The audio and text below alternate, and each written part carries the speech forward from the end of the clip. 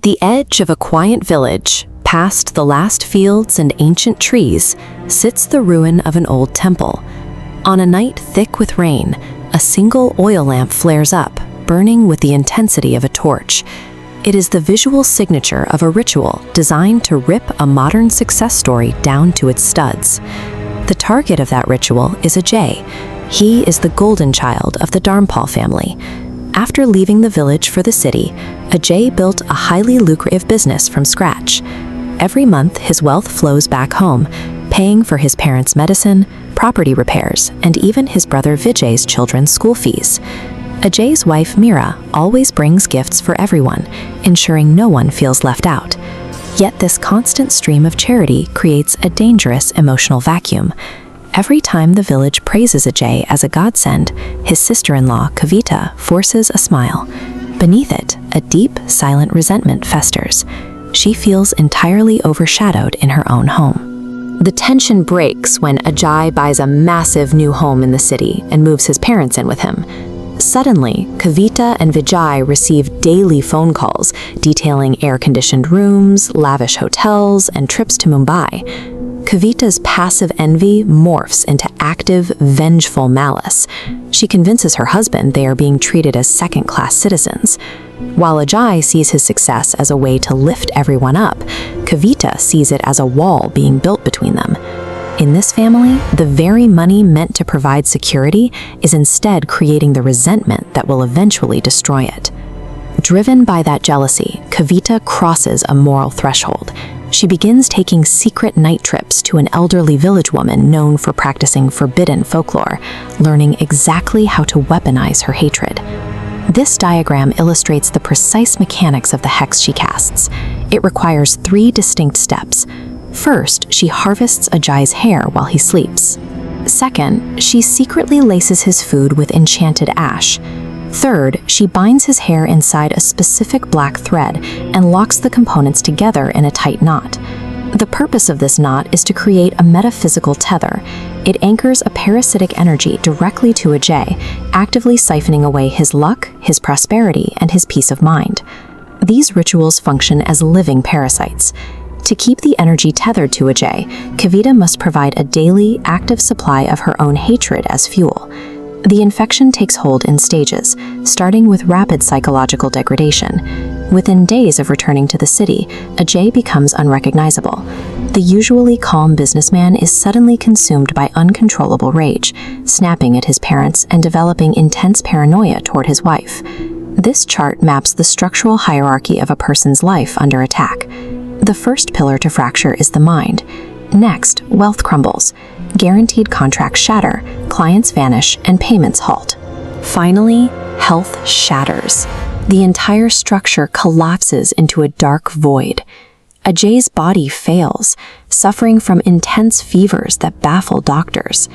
At night, he wakes screaming at unseen figures in his room.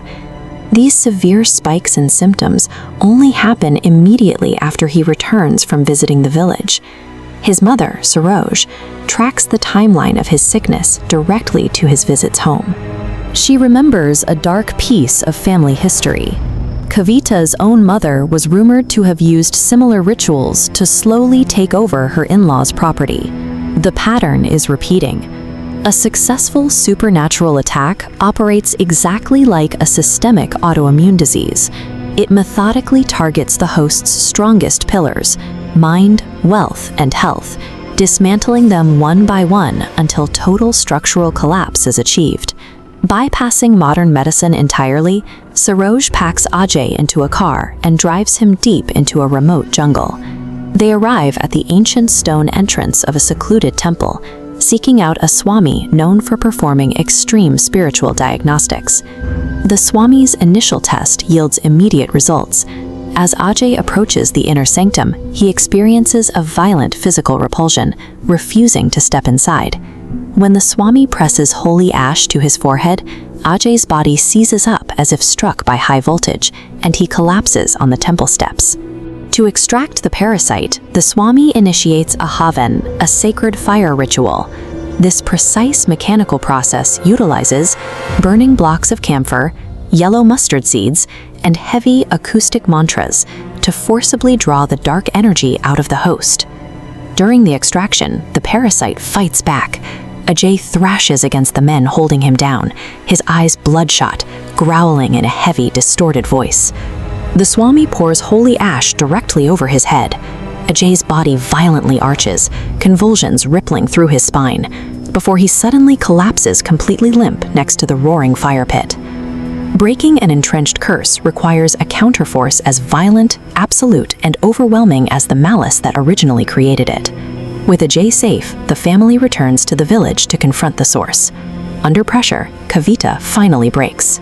She tearfully confesses everything: the stolen hair, the tainted food, the midnight rituals, admitting she couldn't stand watching everyone treat Ajay like a king while treating her husband like an afterthought. Vijay, realizing his wife systematically tortured his brother, grabs a kitchen knife in a murderous rage. He lunges at Kavita and has only stopped when Ajay physically restrains him, begging him not to commit a violent sin of his own. Vijay takes their child and leaves with Ajay and his parents for the city. They sever all ties, abandoning Kavita to absolute, deafening isolation in the old village house. Even if a supernatural threat is successfully purged from a home, the emotional trust of a family, once shattered to this degree, can never be reconstructed. Kavita's isolation is short-lived. Before Ajay left the temple, the Swami established one final law of folklore magic. Expelled dark energy cannot be destroyed. It must find a new host. And it always rebounds directly to its creator. Left alone, Kavita is hunted by the very entity she summoned. She hears footsteps in the empty courtyard and sees dark figures haunting her room. Days later, villagers break down her door to find her dead on the floor. Right in front of her lies a dried, burnt lemon, bound tightly in coarse black thread. In this tradition, dark rituals and unchecked jealousy act as parasites. They finish their work on the victim and then turn inward, hollowing out the host from the inside.